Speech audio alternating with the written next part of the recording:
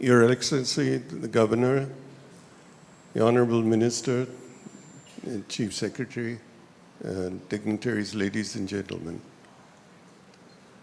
Walking around this T-Hub building this afternoon could not but help me feel that I was looking at a new face of India, one of the new faces of India.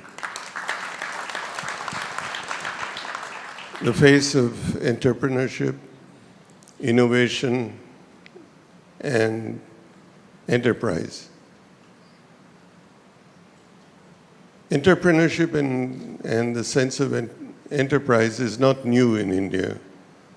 We're a nation of people who have been shopkeepers, small cottage industry managers and owners.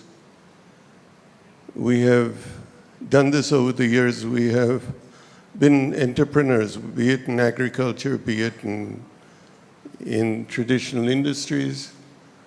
And yet we have not been recognized all over the world as an enterprising country. What we have not done is registered ourselves as an entrepreneurial nation in the new technologies of the world.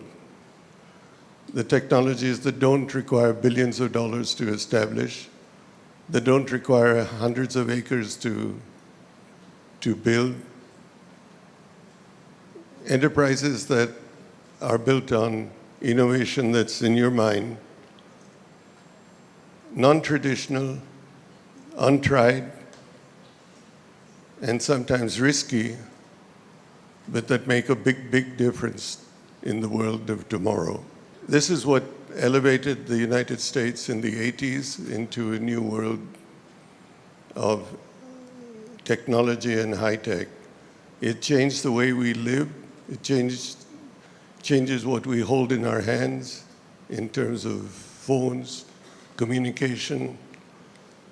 And yet India has only been a part of it through people who left India and gone elsewhere. And why? Because the environment here didn't support them. I grew up in an environment where if you had an idea, your boss or your manager politely told you, and sometimes not so politely, that you need to gain some experience before you open your mouth. You need to roll up your sleeves and spend 5 years on the shop floor. Then you can talk. And that's not what enterprise is today.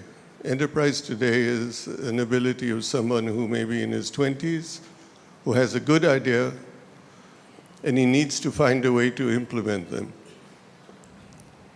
We now have an environment of venture capital that listens to that person, and we have a facility like this to enable that person to try out his idea, to bring it into reality or fruition in a manner that is interdisciplinary, open, and unifying. So this is, in fact, the first look at the new India of tomorrow. Tomorrow, day after tomorrow, etc. Not only in e-commerce, not only in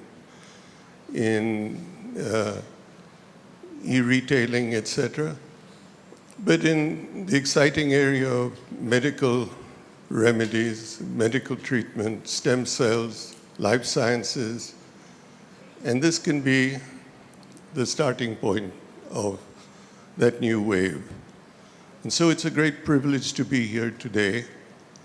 This is an area that needs all of our support and needs for us to be proud of what we have, but it needs for us to be keen to not be satisfied with what we have, but to go further and to be leaders in the world, not in the country alone.